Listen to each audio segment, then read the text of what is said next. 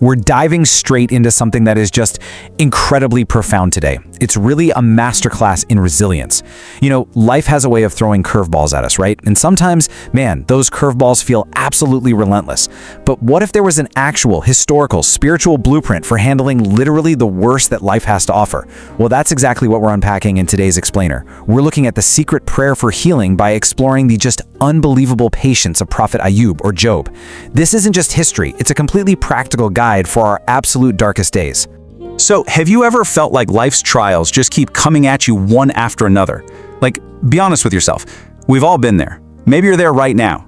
You finally fix one problem, and boom, another one immediately takes its place. It might be economic struggles keeping you up at 3 in the morning, or maybe it's the sudden, shattering loss of someone you love, or even a chronic illness that just drains you day in and day out.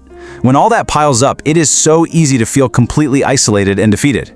We naturally ask, why is this happening to me? It's a heavy burden. But as we're going to see, you are definitely not the first person to feel this exact weight. Section 1. The ultimate symbol of patience. The story of Prophet Ayyub. Prophet Ayyub is basically the ultimate case study in unmatched resilience. And we're not talking about a guy who just had a bad week at work. We are talking about compounding extreme tragedies. See, before his trial, he literally had it all. He was incredibly wealthy, he had this large, beautiful family, and he was in perfectly vibrant health. Total abundance. But then, the trial hits, and everything flips. That massive wealth, completely gone. His beloved children, tragically passed away. His perfect health, replaced by a severe, agonizing illness that dragged on for years. Imagine losing your finances, your whole family, and your physical health all at the exact same time. The contrast is just staggering. But here's where the story pivots from just a tragedy to something truly awe-inspiring. Despite years of extreme physical suffering and unbelievable loss, he never once complained to other people. Let that sink in for a second. I mean, today, the second something goes slightly wrong, what do? We post about it online, we vent to our friends. Prophet Ayyub hit the absolute pinnacle of human suffering, yet his character was so remarkable, he stayed silent around others. He kept his dignity. But, importantly, that doesn't mean he just suffered in total silence. Moving on to Section 2, the Prophet's classy confession, a divine confiding. So, how did he actually cope? If he wasn't venting to his neighbors, where did all that intense pain go? Well, he took his confiding, what Indonesian culture perfectly calls curhat, straight to the Creator. But it wasn't an angry rant, it was incredibly polite. He addressed the Almighty with such class. Listen to this profound verse from Surah Al-Anbiya, verse 83. Rabbi, inni masaniya durru wa anta arhamur rahimin, which means, indeed adversity has touched me, and you are the most merciful of the merciful. It's such a simple sentence, but it carries the immense weight of a man whose whole world has collapsed. He's stating his harsh reality, but he's wrapping it entirely in faith and respect. Section 3. The secret of Ayyub's prayer. Why exactly is this prayer so special?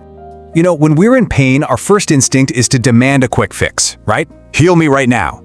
But Ayyub didn't do that. His approach was so deeply refined. Let's break down the psychology here. Step 1. He admits his weakness. Before asking for a single thing, he just states his fragile condition. He completely drops his ego. Then, once he establishes that vulnerability, he moves right into Step 2, praising Allah's traits. He shifts the focus entirely away from himself and magnifies the Creator's boundless mercy. It is a flawless two-step formula. Complete humility followed immediately by complete adoration. Let's dig a little into the specific words he chose, because they really matter. First, adurru. This means harm, adversity, or severe illness.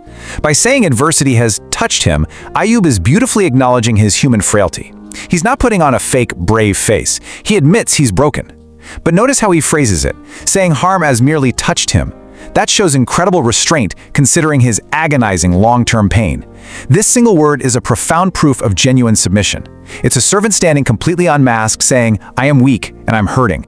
And then he follows that up with Ar-Rahmanur Rahimin, the most merciful. This is where the real magic happens. This is an incredible form of what's known as husnudzon, which means having a profoundly positive assumption about God. He's basically saying, I know I'm severely sick, I know my life has totally fallen apart, but your mercy is so much greater than my pain. He doesn't even explicitly ask for healing. He just completely trusts that placing his pain in the hands of the most merciful is enough. It is a breathtaking pivot from desperate tragedy directly to unwavering hope. Which brings us to Section 4, trials as an elevator of status. elevating faith through trials. This brings us to a massive paradigm shift. If we look at Ayyub's illness as just a tragedy, we're totally missing the point. Usually when trials hit us, we think we're being punished, right? Like it's a sign of divine hate. God must hate me to let this happen. But Ayyub's unshakable patience completely shatters that toxic myth. The empowering truth here is that these trials are actually a way to level up our faith. Hardship isn't just random cruelty, it's a mechanism. It's this realization that our lowest physical points are often designed to be our absolute highest spiritual points. His trial wasn't a punishment. It was this profound opportunity to demonstrate a level of trust that we are literally still talking about thousands of years later. So, as we wrap up today's explainer, I want to leave you with a pretty powerful question. Are we viewing our current trials as a sign of hate, or as a real opportunity to elevate our faith? Next time you feel like the walls are closing in, whether it's your health, your finances, or your family, think of Ayyub. Remember his polite, subtle, beautiful prayer.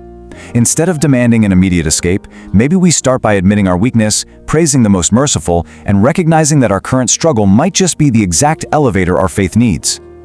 Thanks so much for joining me for this explainer. I really hope this perspective brings you some peace today. Keep learning, keep growing, and I'll catch you next time.